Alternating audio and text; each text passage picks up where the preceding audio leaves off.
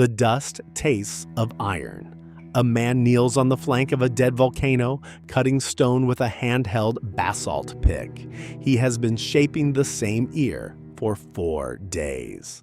Behind him, the Pacific runs unbroken for 2,075 kilometers before it touches another inhabited shore. It is roughly the year 1400. This island has no European name yet.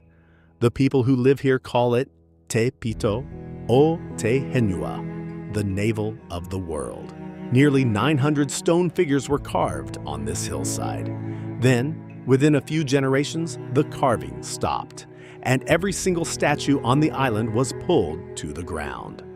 For 3 centuries, we have told one story about why.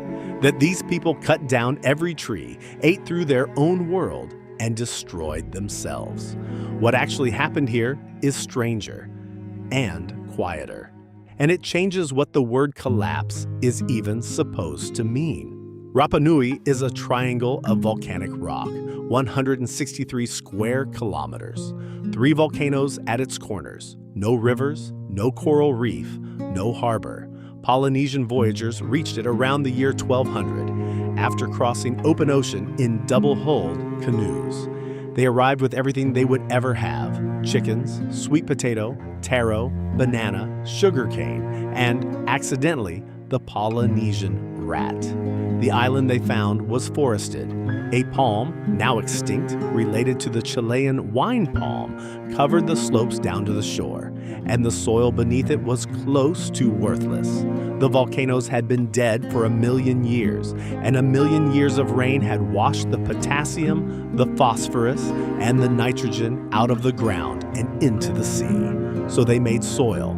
They broke volcanic rock into fragments and spread it across their fields by hand. Millions of stones, placed deliberately. The rock held moisture, blocked the wind, and slowly bled minerals back into the earth. This is the part almost nobody knows about Easter Island. Before these people were sculptors, they were farmers, and they were extraordinary at it. Rano Raraku, a crater of compressed volcanic ash, soft enough to cut with hand tools, hard enough to last 500 years. 9 out of every 10 statues on the island came out of this one hillside. 887 moai have been cataloged.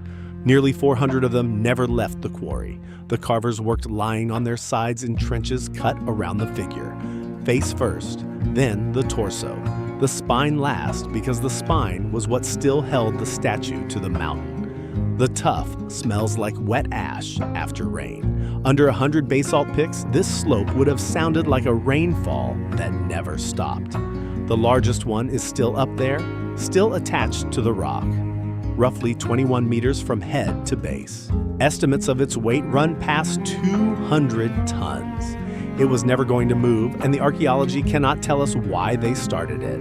But the ones that did move are the real mystery.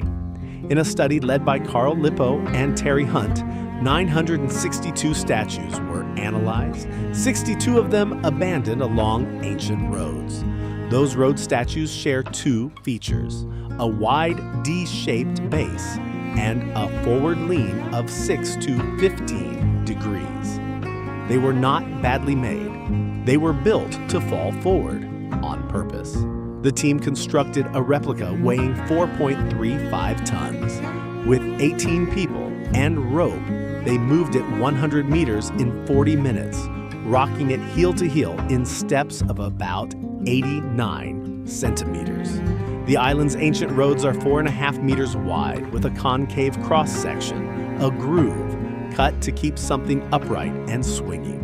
Rapa Nui oral tradition never said the statues were dragged. It said they walked. In 2012, a young islander told a National Geographic team that the experts could say whatever they wanted.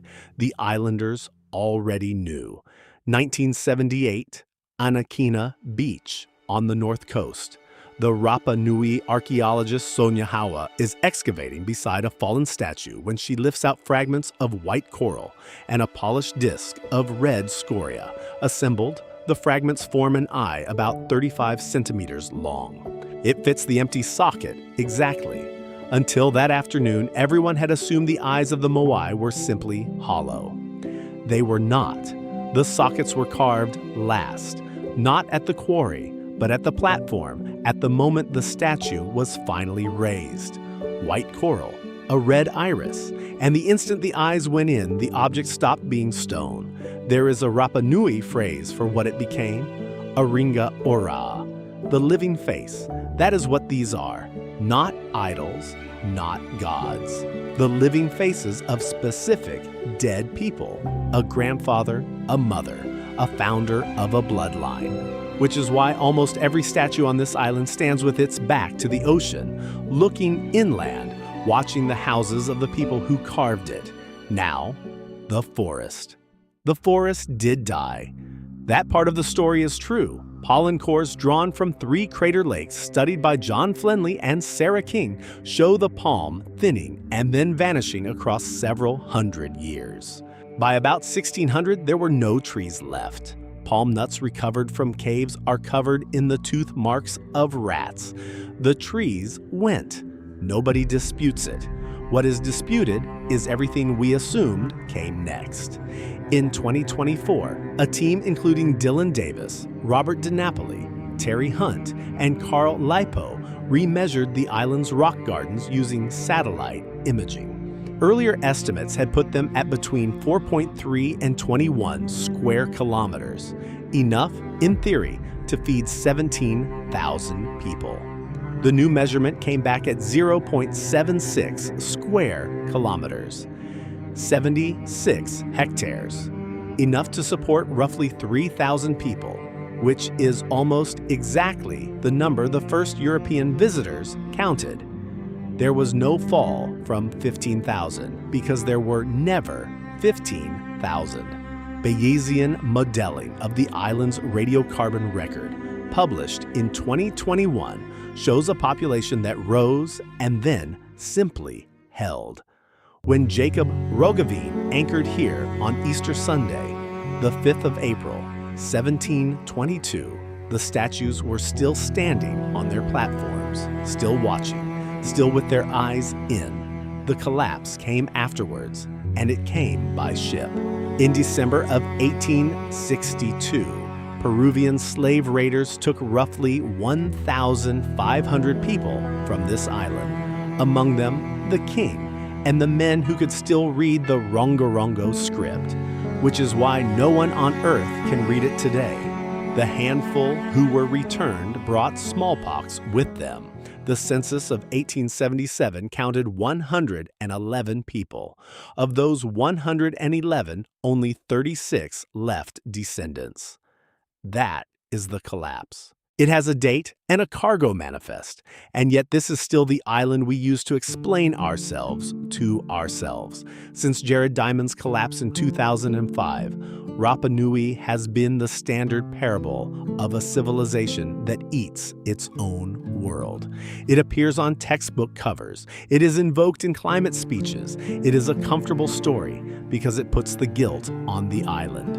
Meanwhile, the actual invention, the broken rock, the built soil, the manufactured fertility of a place that had none, is now being studied by agronomists as a model for farming degraded, drying ground.